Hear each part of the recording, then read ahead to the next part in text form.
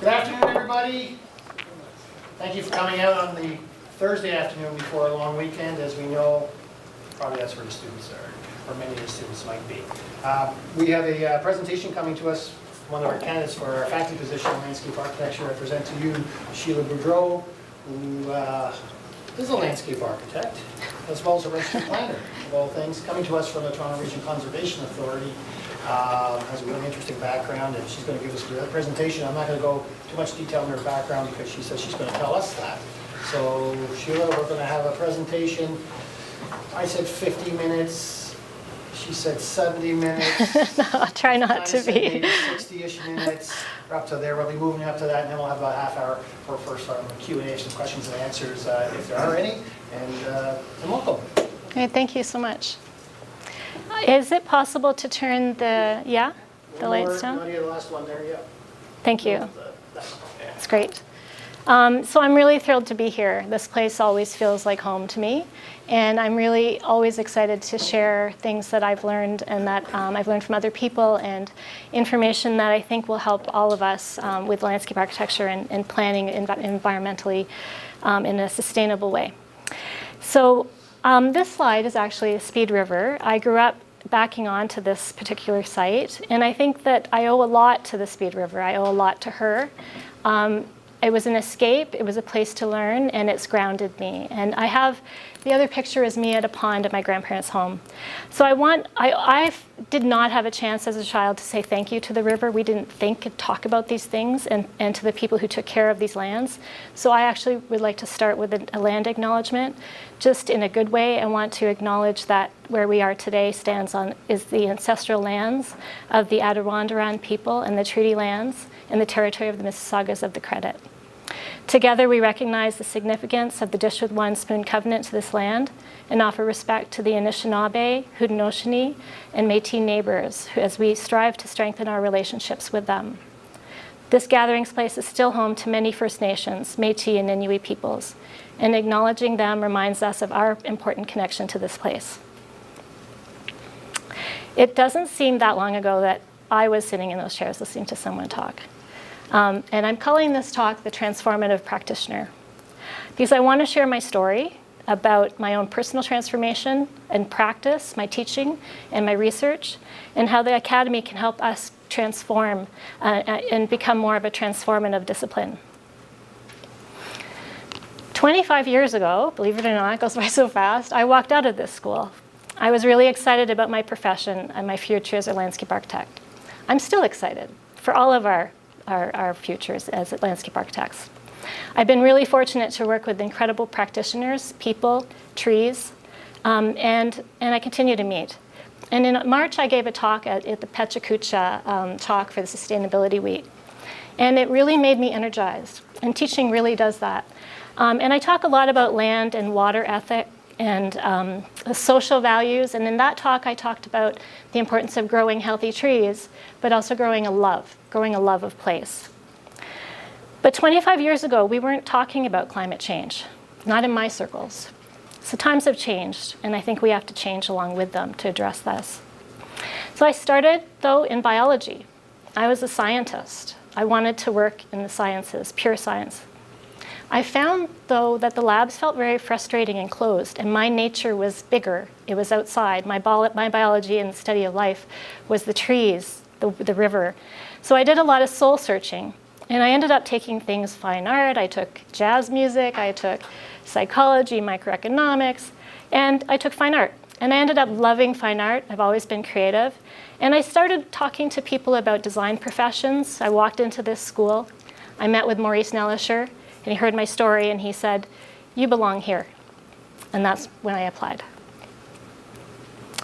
I ended up graduating from University of Guelph with a fine art degree and a landscape architecture degree. And I've always followed my heart in my professional practice. I worked for the City of Waterloo Parks Department for 4 years. I worked on creek revegetation. I led community-based planting programs. I taught school children. I did civic design projects, a lot of things. I completed my MA in 1997 in planning from the University of Waterloo because I was interested in the larger scale, the watershed scale, and how policies impact what we have on the land and our water.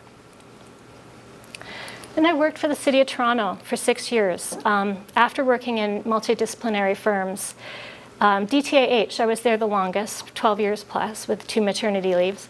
And I left there, though, because I really wanted to understand what it takes to be planning, designing, and building a city.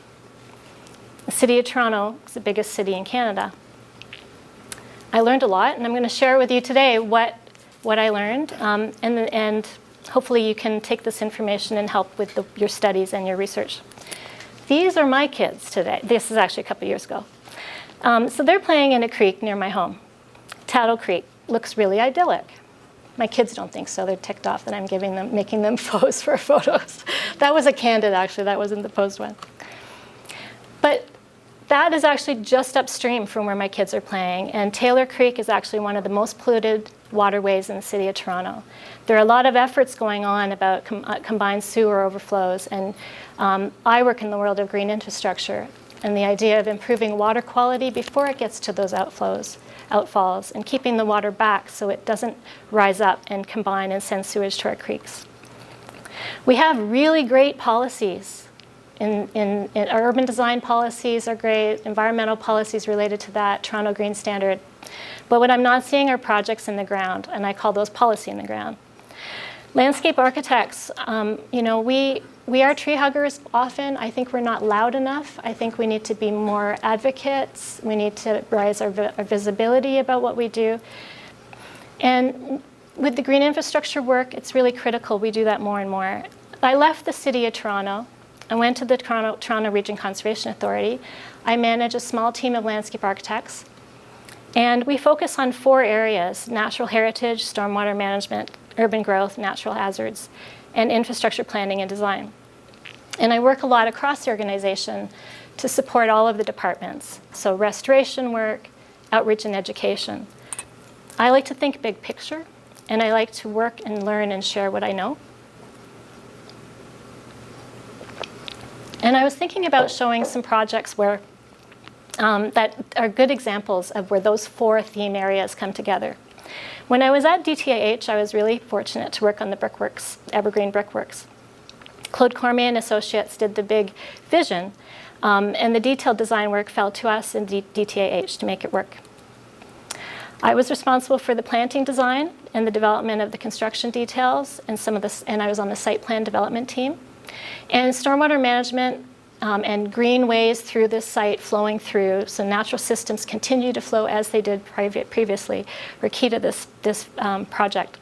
If you haven't been to the brickworks, really, really try to make an effort when you get down there. It's always filled with people. It's always alive. I had a very good friend of mine who was concerned about us taking this beautiful urban wilderness and turning it into a theme park. And I had to assure her, no, it'll be very natural. It'll be very organic. And we were successful. So the planting design was actually inspired by the ecosystem types. So the raised beds in the parking lots are meadows. There's a Carolinian planting on the slope at the back. And it's a place that people love to go. There's a farmer's market and so on. Another good project that is a good example of green infrastructure at DTAH was the Water's Edge Promenade project.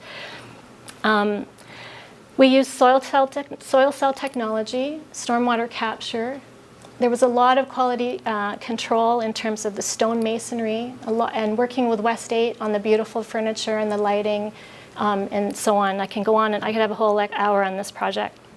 But what I remember mostly about this project, though, is working closely with a fellow named James Urban, learning about soils, learning about trees, learning about specifying and creating healthy growing conditions. So it was my responsibility to actually go and tag the trees, pick them, create the procurement agreement, and until for a few years, have them ready for when the project was constructed, and be involved in the construction. So the picture of me hugging that tree, I'm hugging one of my babies. So it was over like 200 trees, and I'm really thrilled to watch them grow into happy, healthy trees at the waterfront. I also worked on new street tree standards when I was at DTAH, and when I came into the City of Toronto, I was helping move that forward. And this was actually somewhere where I started thinking about the issues and the challenges with these new standards. There are still issues right now with these standards, and it's not about whether they work or don't work. It's actually about the departments and the roles and responsibilities and the agreements about what happens where the soil is and who takes care of it. So I created a working group across the divisions to work through some of these things. The other challenge I learned by designing things to meet best practices was that while we had Toronto Green Standard for stormwater management, what we didn't have were construction standards to allow us to do it. So we were asking developers to put in plans that had bioswales and permeable paving, but staff didn't understand what it was to review it. And the consultants were still learning at the same time. So I had a small capital budget with 3 colleagues. I'm an innovative kind of entrepreneurial thinker, so I took the money in the projects I was working on and really championed the idea of pilot projects and piloting green infrastructure. So this is a place in the East End. It was a turning lane, a traffic island, very unsafe, and the neighborhood worked with the council to close it off to show that this could actually be a public realm space. With an engineer from Toronto Water, oh, I think I lost this speaker, sorry. Can you hear me still? The sound changed somehow. We worked on everything, like the concept, the approvals, so many talks to senior management to get approval to do something that was non-standard without any construction standards yet. But the idea was, let's learn by doing. Let's develop designs and see what we're missing. What are the gaps in our systems to allow us to do this kind of work? This little project, and I called it Policy in the Ground, because I wanted the planners to see where we need to put this policy in the ground. This little project's gained a lot of traction, but this is one of my favorite pictures. I went back to check on something one day, and this little girl was running through this tiny space. And remember, this was all paved. Her mom said they go every day in the summer, they stop and look for bees and butterflies. This space is teeming with bees and butterflies. So we've increased biodiversity and we've created social benefits, as well as stormwater management. These are some pictures I took that day and then going back. When we do these kinds of spaces, we need to try to get the word out. And I was fortunate because there was a Toronto master gardener in the neighborhood who was taking photos of the garden over the course of a year and decided to feature it on her blog. She had me come and meet her and give her a tour with the people involved.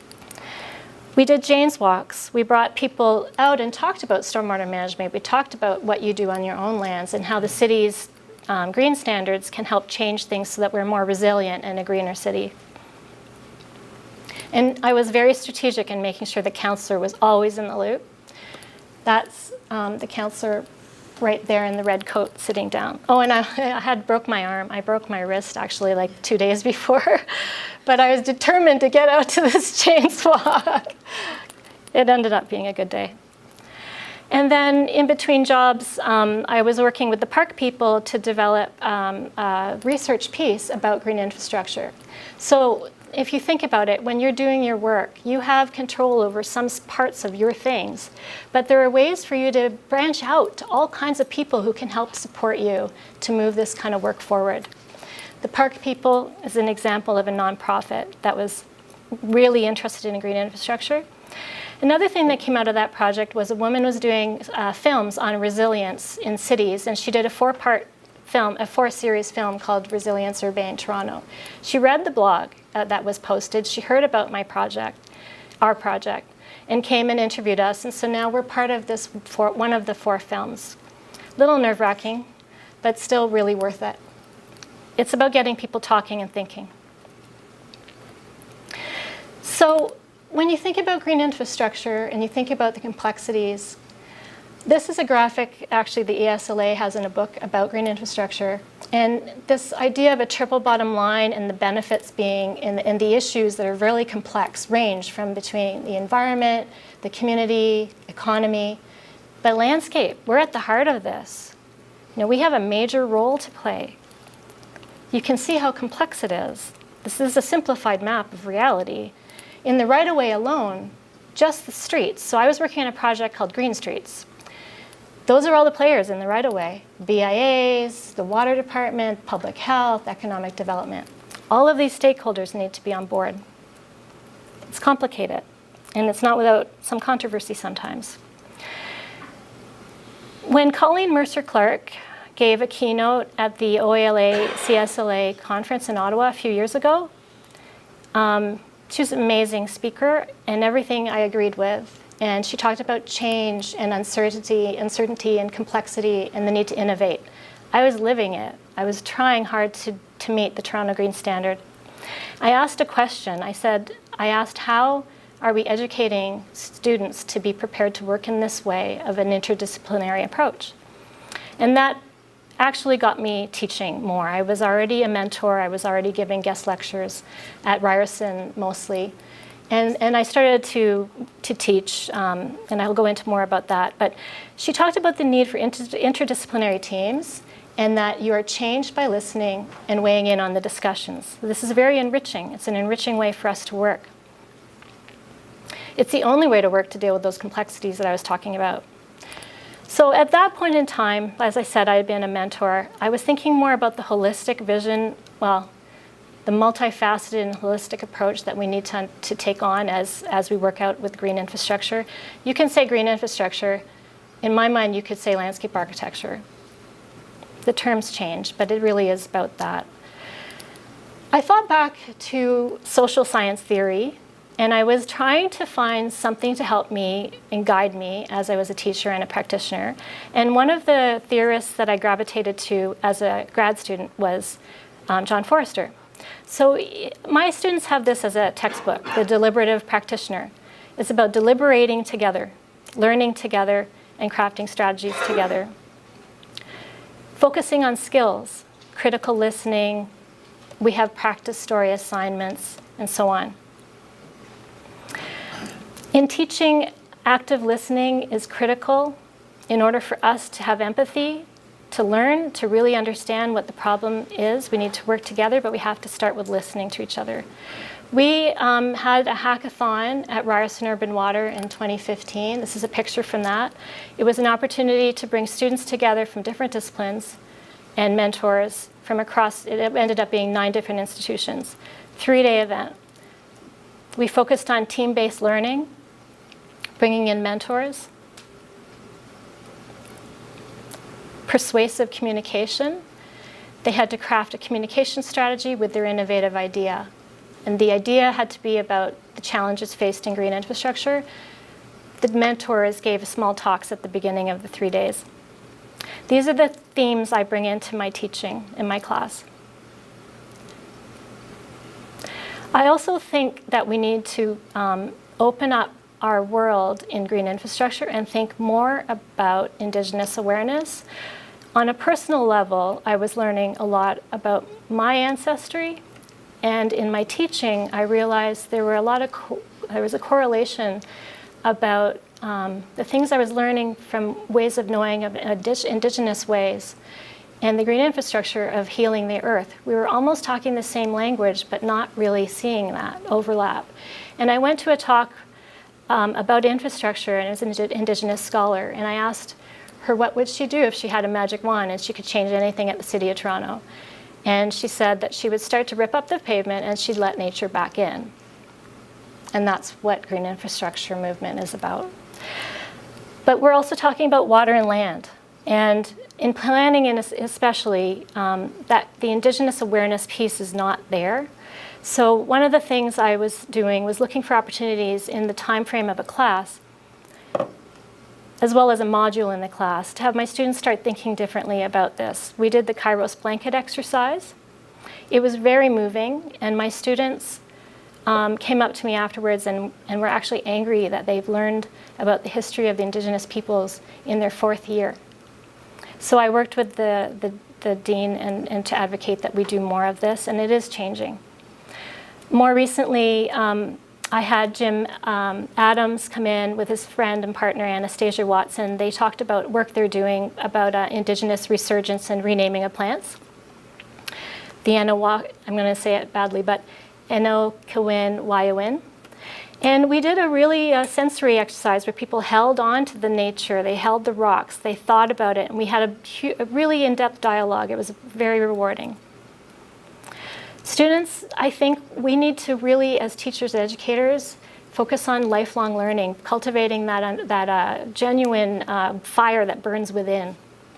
I try to do that through the classes and through bringing in real-life experiential learning and going out onto the sites. So research, part of the work that I do, is always underlining actually what I do. I've been told I have a journalist personality. I like to learn a whole lot of things and then kind of focus in on what I think strategically needs to happen. And we did that with the Green Streets Technical Guidelines Project. We did a lot of research, precedent cases, looked at what's needed to develop construction standards. How did other cities do that? We created a working group that was the core working group of 3 people, a working group that was across the city stakeholders, and an advisory group of community groups, NGOs, anyone with an interest in the Green Streets project. We also did 27 key informant interviews of staff that are actually working in anything related to green infrastructure in the right-of-way, where we learned some really important things that got integrated into the program. Scholin and Company led that with an engineering firm called TMIG. We did surveys across North America, mostly actually in the States, to look at how did other cities roll this out. And some of the things we learned was that the new guidelines needed to be adaptive, evolving, and that they almost always were housed in the water department. But what we learned mostly was, and I reviewed proceedings of LID conferences put out by the Civil Engineers Association in the States. We learned that it needs to be multifaceted. The Green Streets program can't just be a set of guidelines and standards and construction specs. So we came up with a graphic that showed the amount of buckets of work that needed to happen. And we realized that we're really only focusing on that one small bucket, the standards themselves. It was to meet the Toronto Green Standard in the right-of-way. But there were really 4 key areas that needed to be addressed, and we needed a team of people working on this. Everything from implementing the pilot projects to planning how to do this work across the silos, to coordinate the work, and to train and outreach people so they knew how to do it and were watching. So at the same time, I was becoming involved in design charrettes. This was from the Grey to Green conference. Again, to advocate, to raise awareness of the importance of green infrastructure. I was invited on a water mission to the Netherlands. I was really fortunate. It was Canadians representing water industry, but green infrastructure was part of that. I learned about the Rotterdam water squares, the idea of capturing water in a hardscape that transforms into a public realm when it's not filled with water. And these are throughout Rotterdam. And they did it pretty quickly. And how can Canada learn from this as we build and urbanize? Or, well, the principles could be in rural areas also. So more recently, I talked about the interdisciplinary, we call it co-creating. We did a project called Building a Community of Practice. It was a 2-day event. We had engineers, architects, landscape architects, planners. I would like to see ecologists, business people, communications people involved in this kind of thing.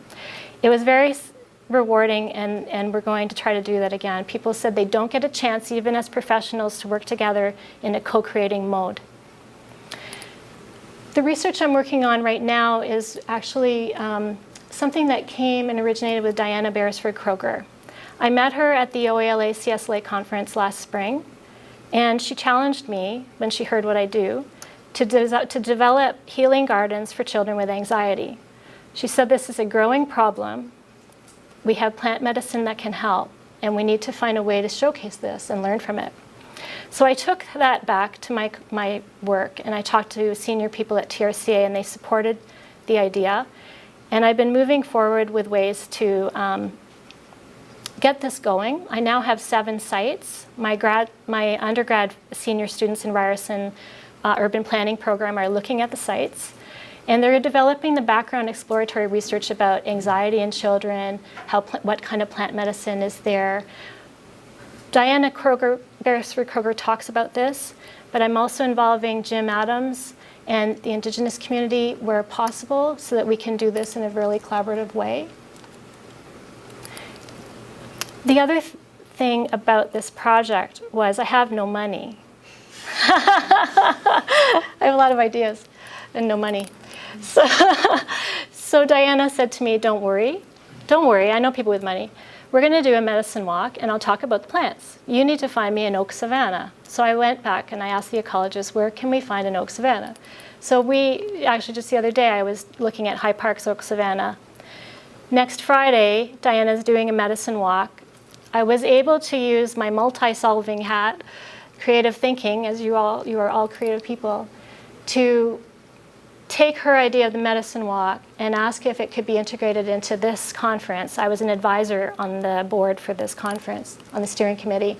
And so she's doing the medicine walk on next Friday, if anyone's interested. It's going to be in the morning. This is what I mean about multi-solving and cross, pollination of ideas. And now I have this many partners. This idea of the Healing Gardens has captured the imagination of many. I have not had to work hard to get people on here. It's building on long-term relationships I have developed over the years as a community volunteer and as an educator and so on. But I think it's something that's really interesting, and we'll see where we go with this. Curry Gun actually is a firm from City of Guelph who does communications, storytelling, and the power of that is really important. So telling the story. I left the City of Toronto, but before I left, I made sure I got something published about Green Streets. So Kate Nellisher, who's a graduate from here, Patrick and I wrote this article to talk about the lessons learned, the difficulties we faced in getting the green infrastructure in the ground. We wanted to share the importance of the collaboration, being adaptive and iterative, and that learning and being a learning organization is important as you do these pilot projects. Sorry, that was in Municipal World. I just saw a copy on John's desk. You have a copy, not this one, but. And the other thing I did was I was asked to do an opinion piece on the stormwater charge. And I never wanted to shirk a challenge. I thought, this is great. I'm going to do this. It's a one-pager. And I talked about, stop talking about it as a stormwater fee. Let's talk about it as a water fund. And that it could be funding things like green infrastructure and working closely with Indigenous communities so they have access to the land. Eco-literacy. There's so much we could talk about as landscape architects. Some of the other research that I'm growing and learning more about is the triple bottom line economics, cost-benefit analysis. Do you remember the slide I had up about the standards, the tree standards, and the difficulties of people not wanting to put them in the ground? Often it was, we can't afford it. Why would I pay $25,000 for a tree in the ground with 30 cubic meters of soil? Why do I do that? Well, if you don't do that, you're not going to get a tree that grows about this, a foot diameter even. It's not even like, we're not talking massive shade trees. It's in the street. It's the hardest growing conditions. So I spoke with my Toronto Green Standards colleagues, and they came up with some funding for us to hire an economics company to do a triple bottom line. It showed that it made sense, even if you don't add in all the ecosystem services, to just invest in trees in the proper way. The development, real estate values, and the tax income for the city more than covered the cost. So research tied to the work we do and getting this out there sometimes just falls in your lap. The more you talk about it, people hear about it. This project came to me from the Carleton Centre for Community Innovation because Tessa was told she needed to speak to Sheila at the city about the pilot projects. We brainstormed. She was looking for a green infrastructure project. She had two other cities. It's a cross-Canada project. She was looking at impact investing potential for infrastructure projects. She works in the world of sustainable investors, people with lots of money, and then some companies that are foundation companies that care a lot and want to leave legacy projects. Our little project was Raindrop Plaza, as another pilot project of mine, but it was not as big scale as the Vancouver and Charlottetown one, but she saw the benefit of it. People were talking about stormwater management, stormwater charges, and the economics of that people are talking more about. I ended up getting asked to do a webinar for a Sustainable City Network. You can get this online. You just have to Google it. And I talked about the importance of thinking about the triple bottom line as we do our work in public realm. The economic benefits, the environmental, and the social benefits. These can be quantified in economic dollars. For those people that need to hear that, I personally don't, but this is the world we work in. These are the kinds of things we need to start talking about. The values in different ways.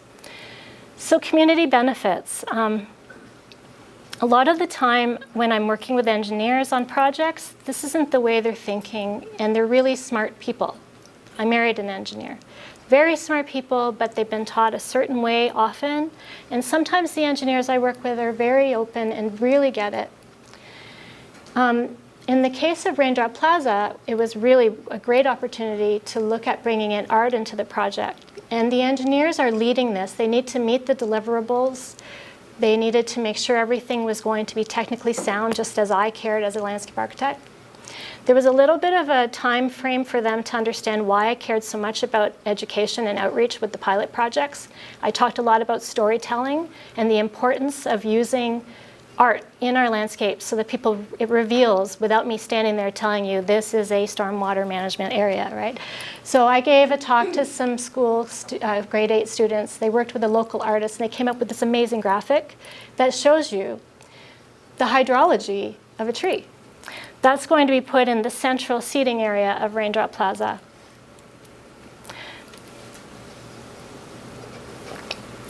One of the things that I heard while I was at Urban Design from the art teacher at the First Nations School at Toronto was how Indigenous youth don't see themselves in the city. They don't see that they belong. They don't see that they're represented. And it broke my heart because I'm in the city designing these spaces. So I worked with the Eco Schools program. I worked with First Nations school students, and the Elder Shirt worked with the students directly. And the students decided they would like to do beading, traditional beading. And on my Raindrop Plaza project, I looked for a space where we could work together, that they could show their work. And I had a very long fence. And so what's happening is the beading is turning into big art panels that will be on the fence. So there'll be 7 or 8 panels that are 7 feet by 5 feet, the western entrance to the project. And it was rewarding for everyone.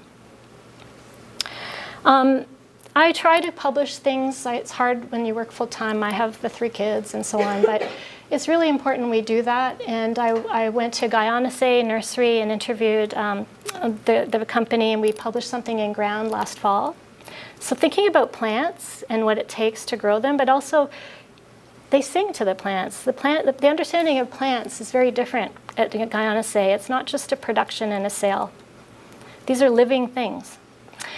I'm working really closely with Indigenous youth. We brought a program to the Bolton camp where we have, looking at how I'm doing for time, I'm not sure. Okay. I started at TRCA. I looked at all of the lands that we had. I wanted to understand how my design team could better support the organization. And I came to Bolton Camp, and I heard about a Girls Can Too program, which is about girls empowerment. And I hadn't met the program manager who manages Bolton Camp. But as soon as I got back into my car, I texted her, and I said, can we do an Indigenous youth program here? It's at the headwaters of the Humber. Humber is the Carrying Place Trail. And it's an abandoned camp. It ran for 75 years. It brought people from Toronto up to Bolton. We ended up getting it in 1990. Well, it was closed up in 99. We got it, I think, 11 years later. And we're reimagining this space. This is the time to step in. So we worked over the course of the summer with Elder Wabagoon, 4 youth, to develop a pilot. One of the youth couldn't be there that day. This is a picture from the Eagle gifting ceremony that we had, because the elders will have a cabin that the students, the youth, found, and they have an idea of indigenizing an Indigenous village in one part of the camp. We're thinking big with green infrastructure. Then there's the more technical work, being interviewed for reports. This is a new report that just came out a couple of weeks ago. The federal government says natural infrastructure, and you can Google this. But making yourself available to these events, these kinds of opportunities, helps advocate helps all of us advocate for this work. This is an interesting experience. So I was on a technical advisory committee for a Canadian Standards Association to develop new green infrastructure specs for designing bioretention and bioretention. There were 13 people on the technical advisory committee, and I have never done this before. I offered to do it, but I realized when it started going into the roles and responsibilities part of the spec, they started talking about it being led by engineers. And I had to really advocate for us, for landscape architects being seen equal to engineers, and that this is bioswale, but it's fitting into the urban fabric. At the end of the day, I ended up having support from all of the provincial associations and the Canadian Society of Landscape Architects. We got it changed, and now it says, and shall be co-led by an engineer and landscape architect. But that was, you need to be at the table to make those changes. We need to speak up. I'm lucky I get asked to give talks about the work. I don't even think the work I've done is enough. Like, I feel like I've just started. But there's a real hunger out there for people to hear about these small, incremental, meaningful changes. So I spoke about street trees from the perspective of being a street tree at this conference. I was on a panel. I try to find opportunities to help mentor students. This was a very recent design charrette that was put on by the Green Building, Emerging Professionals of the Green Building Council at U of T. And some research I'm working on really closely coming up in November is looking at eco-passages. I'm really excited about this. So how do we build ways to cross through barriers or over barriers for large animals? That's with Nina Marie Lister. I hear she's coming next week. Yeah, so you should try to come out and hear her. She's amazing. And with her lab. So here's my big idea. Now I'm going to switch into like an idea. I think this school is really perfectly poised to create a living lab. I'm calling it La Bug because we're LAs, and it's a lab, and it's University of Guelph. And it's about cross-pollination of ideas and showing a bee, which is a bug. So for now, I'm just calling it La Bug. You can change the name. The big idea is that this is really based in the world of participatory action research. It's transdisciplinary, meaning we work together as many different disciplines, and we also bring in the communities. We research together, we learn together, it's adaptive, it's practical, it's problem solving. And it's really about that cross-pollination of ideas. But I would like to do it so it's really across the organizations. The Daniel School at U of T and Ryerson Urban Water are already very interested in this idea. I've talked to them about it.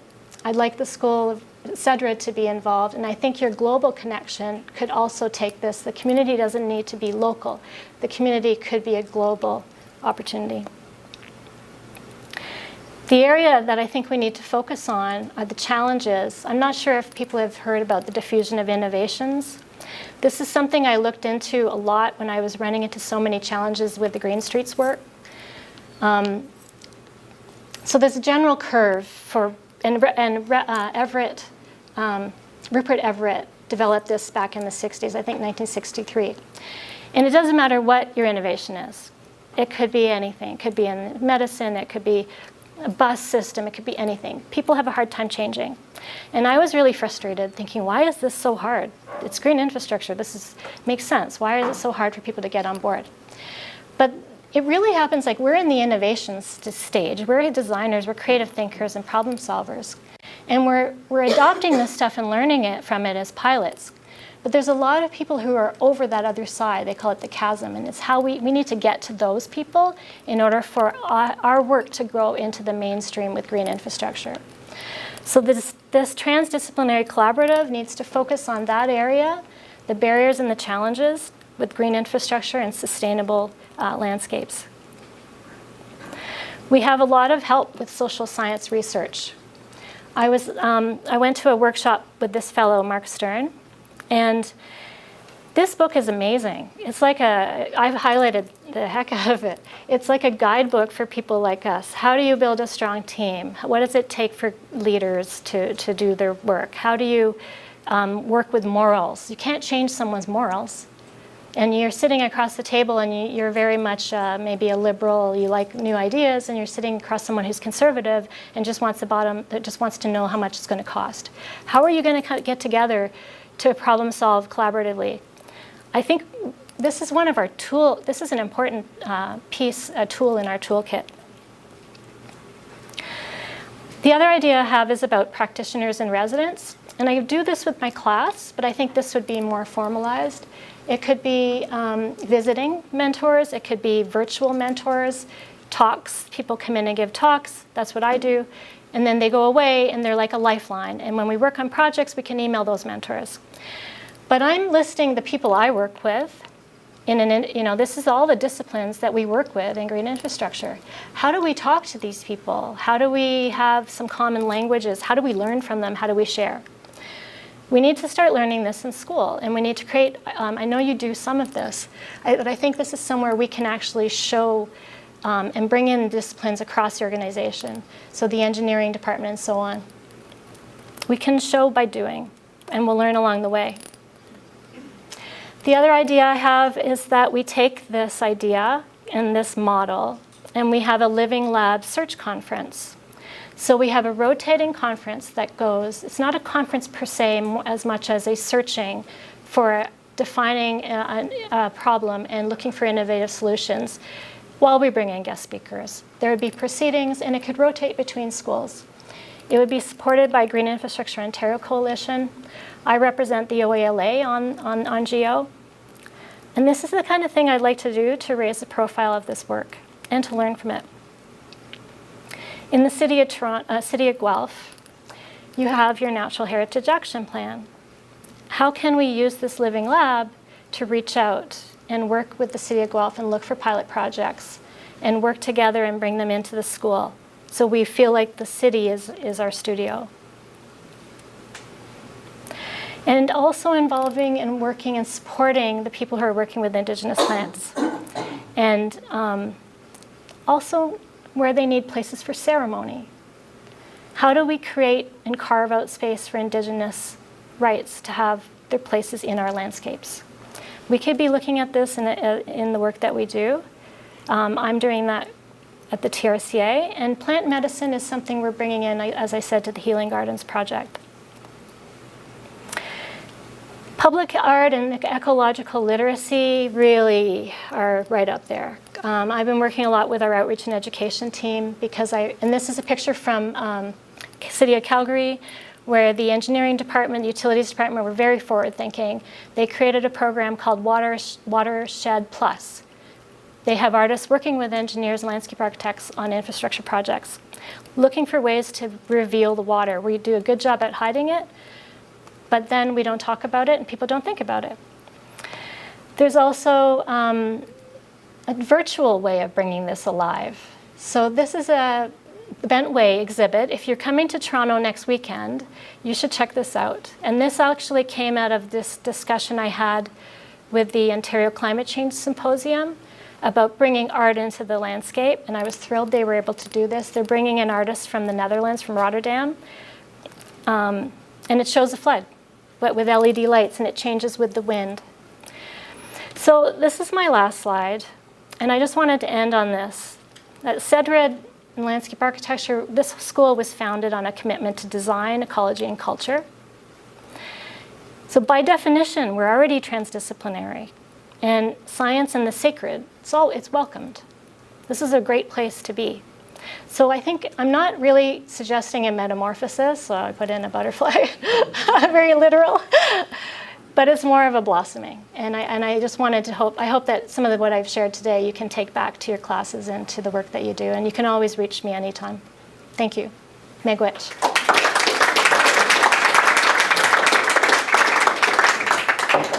Thanks very much, Sheila. That was terrific. We, as you know, we do our best to bring in really good candidates and give us great presentations. And I will say that was a good presentation from my standpoint.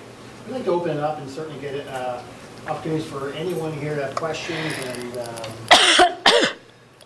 concerns, comments, anything they want to do and share with Sheila. And as we know, we are being recorded. This will be uploaded. The presentation will be uploaded so we can all see. We'll do that after all the candidates have had an opportunity to speak. So who wants to start us off?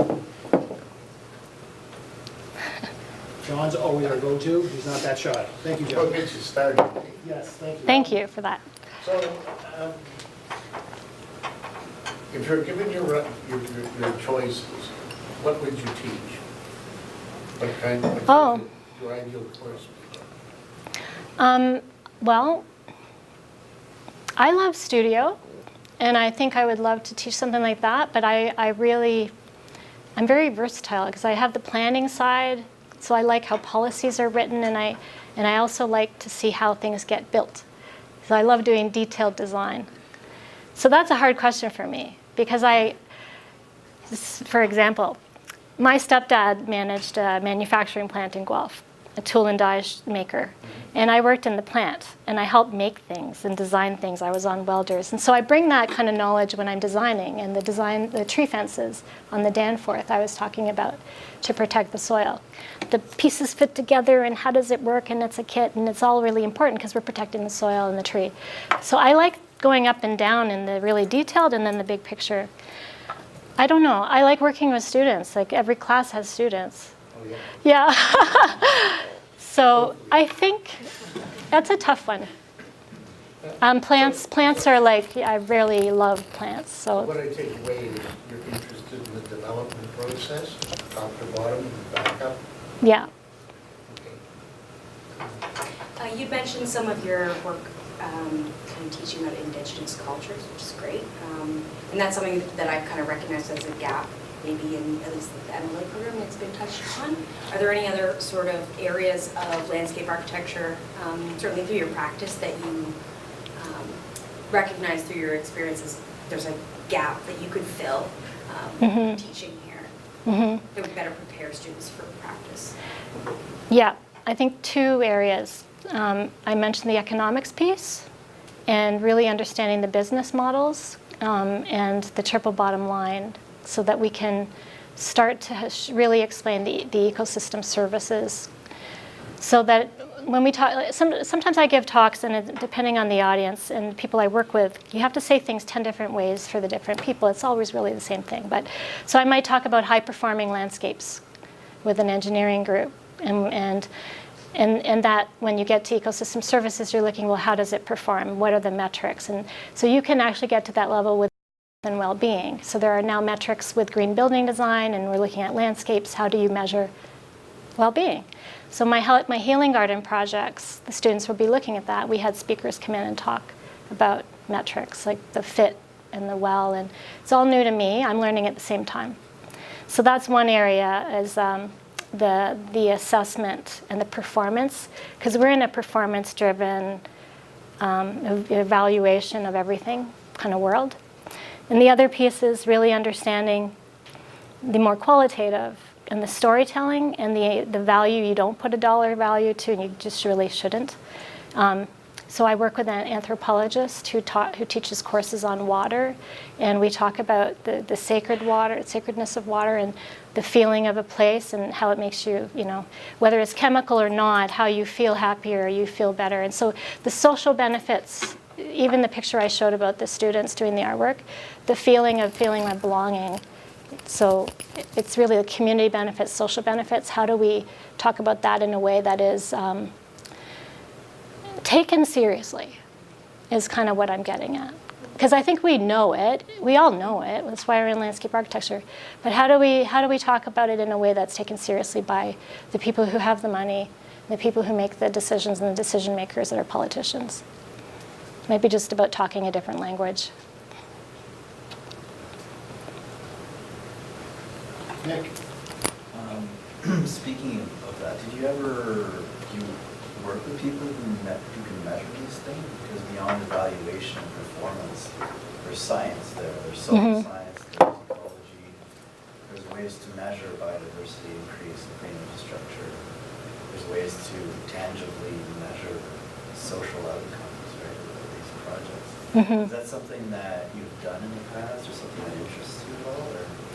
Yeah, so the environmental economists that are working on this, I think it's still new for them, how to value those kinds of things. Like, how do you measure biodiversity? They don't think they're there with their metrics. They're basing it on the American Corps of Civil Engineers numbers, so it's very conservative numbers. But it's a start, because we weren't putting values on how much a tree costs before in terms of all of the bigger picture. So I think it's a growing area that needs a lot more exploration.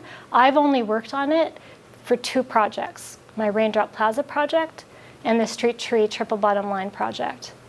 The Raindrop Plaza project showed that, and they did a triple bottom line assessment, and this isn't cheap. So this is a value of $80,000. The Carleton University Center for Community Innovation paid for it. They just took all of my information, I gave them the values, we talked about the benefits. But just using those conservative numbers, they came up with that project designed with public art and ecological literacy and so on, had a higher value of about $200,000 than if it was just designed as a stormwater catchment place. Al, and then Tricia. I'll take you in a little bit of a different direction. I'm just curious, what does being a professor mean to you? Well, I love mentoring and sharing what I've learned. A lot of the things I've learned sometimes the hard way, and I like to share that. And I think I've had that personality. So the mentoring and the teaching of the knowledge, but also the engaging, and when I teach, I get really excited because the students actually make me want to learn more. And so it's more of a sharing than the teaching sometimes. I'm concerned that I don't have enough time right now in the job that I have to share what I've learned and what I'm researching, because it's limiting when you work in private practice or you work in an organization that's not geared up to do that kind of work. So some of the things I've been talking to you about, I want to take further. Like the research we did with looking at, you said teaching specifically, so I'm kind of switching into research. But to me, teaching and research, I want the students to be part of the research. I do that through my teaching now because it's meaningful, it's engaged, it's real.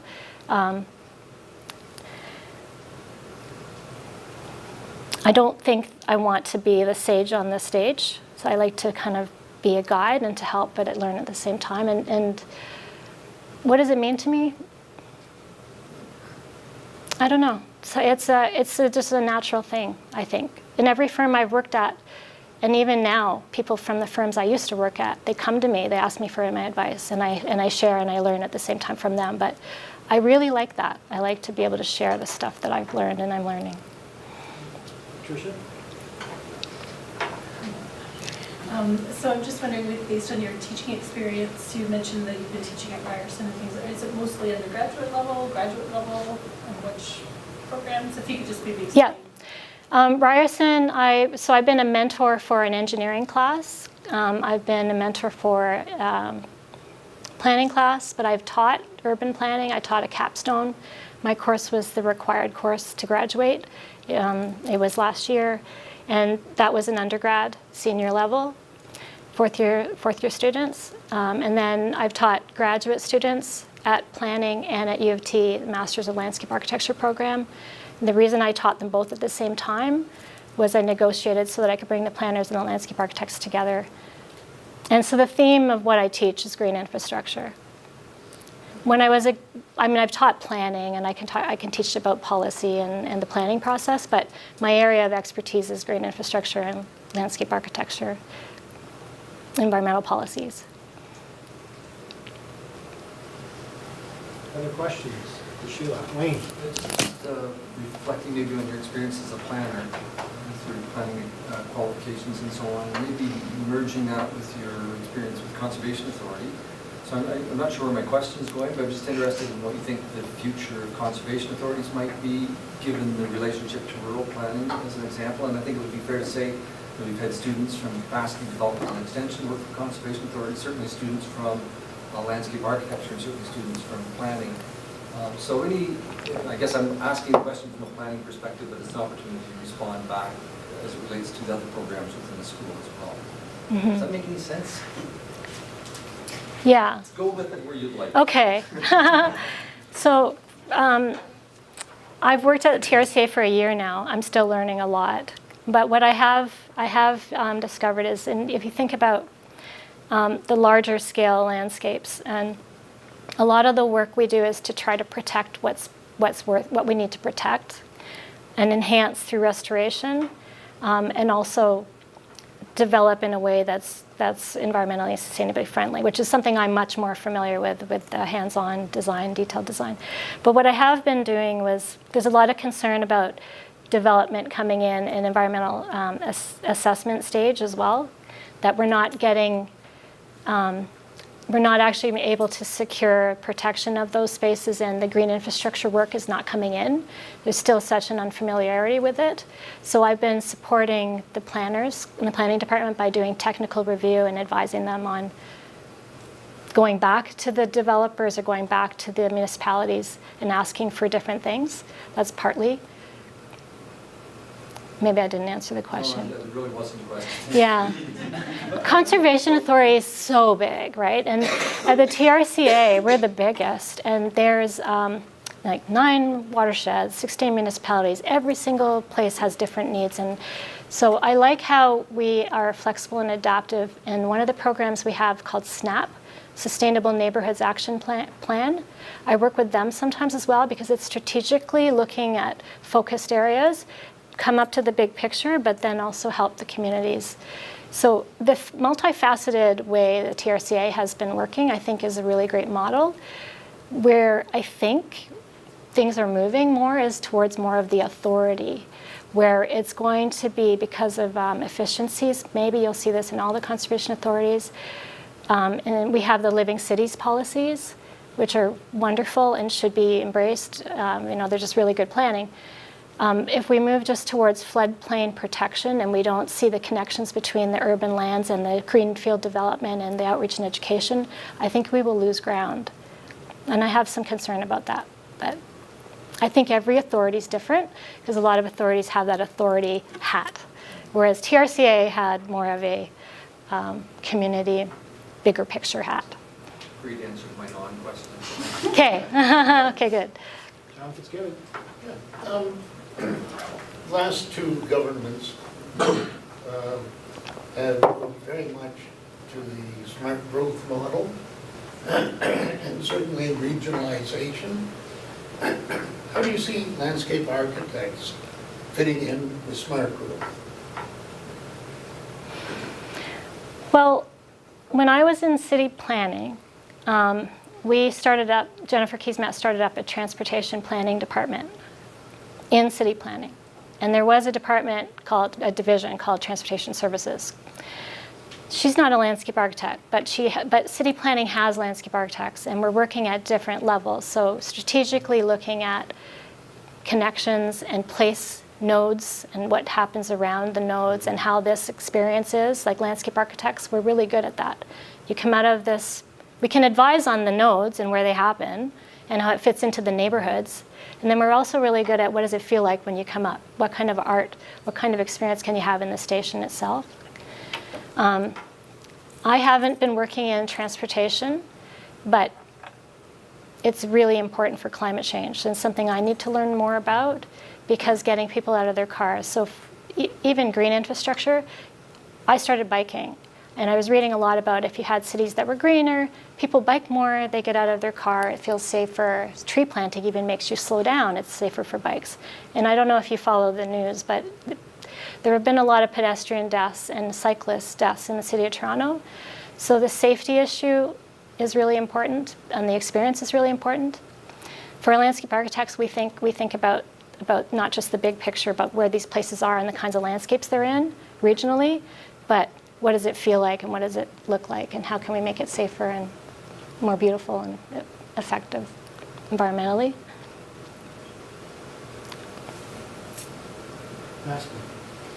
Those may not be really one of the requirements of your position, but I was just wondering if you have any ideas regarding economic growth throughout the program, or funding through student groups and interactions with the public, like to grow our program, because earlier you said that one of the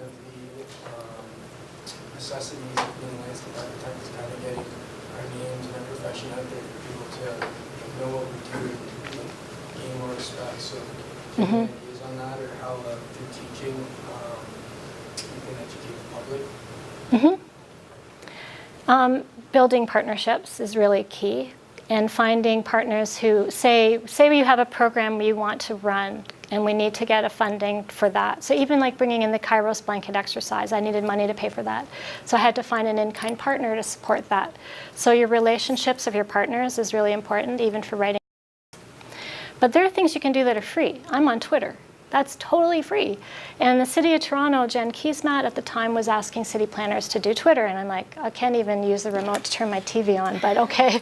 So I learned how to use Twitter, and I'm on it all the time, and I'm always showing pictures, and that's free. We could all be doing that, right? And social media is huge power that you guys have access to that I never had access to. So like, let's tap into that. One of the ideas I have is about an online forum where we can share in dialogue in a way that people can see it. So we could have practitioners, students asking questions. It could be about a particular challenge. It could be broken down into those things. I think what happens is we need to raise awareness of the need for the funding to flow for the things that you need to do, but you got to get that out there first. And some of that doesn't cost anything. Every time I need money, I try to just figure out a creative way to solve it. So putting your creative thinking hat on, you'll go far.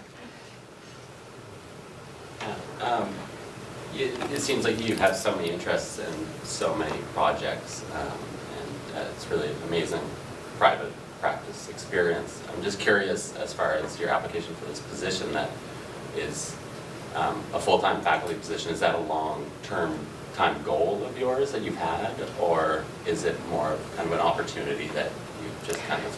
No, that's a good question. That's a really good question. I started teaching because I really wanted to teach.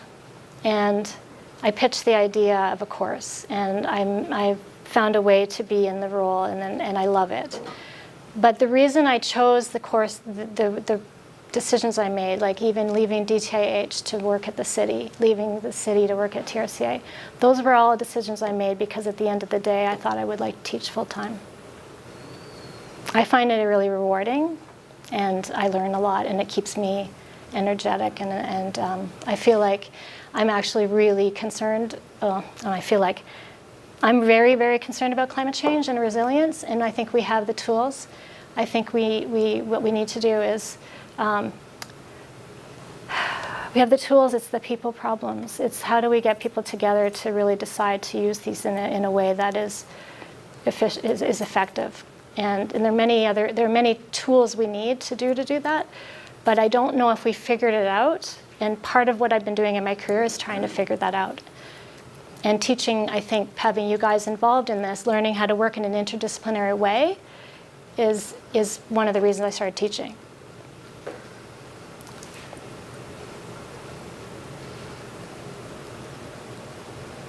Any other questions? Seeing none? Hey, well, thank you for being here and listening. Appreciate it.